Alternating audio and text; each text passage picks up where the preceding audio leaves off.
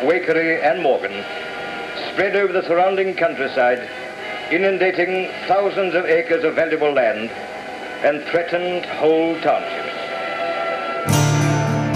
Even today, South Australia records the flood of 1956 as the state's greatest natural catastrophe. The state depends on the river for drinking water in dry years, delivered through pipelines to Adelaide and the north of the state.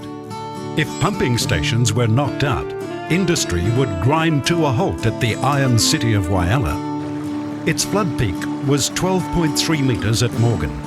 It breached all man-made levees and wiped out major winery and citrus production regions for years.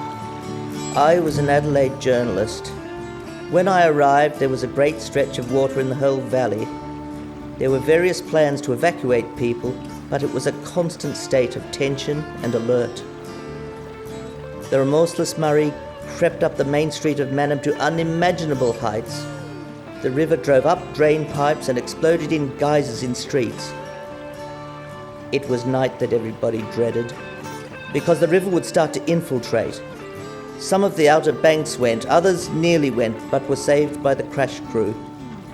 They were the commando force, ready to be rushed to anywhere the bank had weakened and was ready to break. The river was sly and treacherous. I knew as the days passed and the river peaked and the fight was won that I had been covering an epic of human endeavour, one I never forgot. Crossing the river with the ferry was very hazardous because of the debris. Tree trunks, branches, boats, shacks, water tanks, petrol drums, anything. I had to stay operating so that motorists were able to get back to Cadell. The water was lapping the causeway by the time the last vehicle crossed. Then I was provided with a launch for future crossings. The Wakery bank manager made the crossing once a week with his cash strongbox and his pistol, which he stuck to like glue. On Sundays, up to 5 denominations of priests and ministers had to make the crossing. Luckily, they agreed to cross together, which assured me of my entry into heaven if the worst should happen.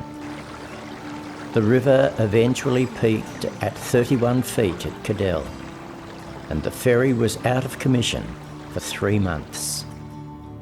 Renmark was a remarkable island in the floodwaters, held together by an army of volunteers.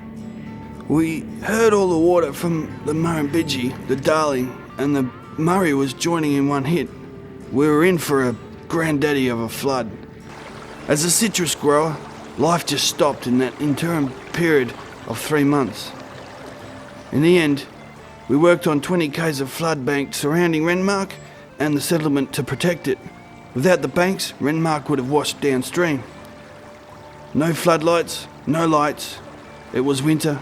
It was pitch black. Peak flow was 341,300 megalitres per day in mid-August 1956. This was sufficient to fill Adelaide's Mount Bold reservoir 7 times each day. Total flow to South Australia for 1956-57 was 48,225,000 megalitres, enough to supply Adelaide for 250 years at the rate of consumption in 1956. Leaving the low clay and sandy flats awash, the Murray entered limestone regions where the ancient river had cut deep through rock to form sheer cliffs. There was only one way for the water to go: upwards. Towns considered safe from the waters were now victim to the unexpected. I was 9 years old. When the water started rising, all our household furniture and goods were placed on planks supported by 44-gallon drums. The floodwaters rose to the roof of our house, but my aunt and uncle's new house collapsed from the force of the waves, which undermined the walls, and the timber and roof washed away in the floodwaters. These days, I'm an accountant, and I must have shown some aptitude in those early days, because when the tourists came, I charged them 2 shillings each to row them down the main street of Mannum in one of my father's boats. My neighbour, who was the baker in Mannum during that time, often told his story.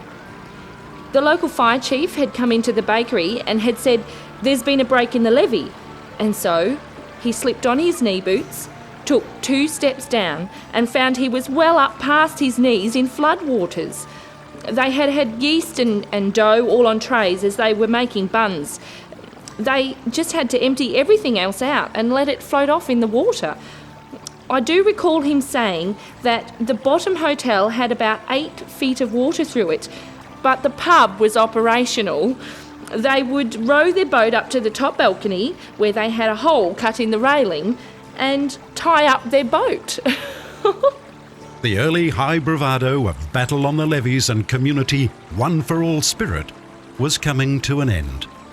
After the flood subsided, there was very little government assistance.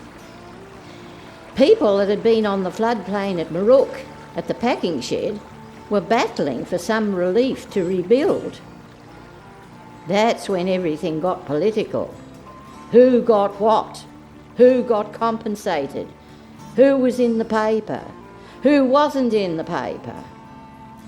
All those things started to come out of the woodwork when people have had a chance to sit back and breathe and toss it all over. There was bitterness in every town over who did what and that sort of thing. For a time, I think the 1956 flood built up community spirit. Even the enormous Lower Murray Lakes, Alexandrina and Albert, rose by almost a metre, and in the flat grazing lands to the east, water infiltrated up to 40 kilometres inland, cutting major roads to Melbourne. The complex barrage system designed to back up the massive water storage for navigation were useless as the water stirred towards the sea. Meeting it head-on was the tidal surge of the Southern Ocean. Along the battered river's edge, recovery was slow. Houses and businesses were still in ruin, and small communities suffered from the inevitable stress of loss of property, stock and cash. Incredibly, the death toll was said to be 4 lives.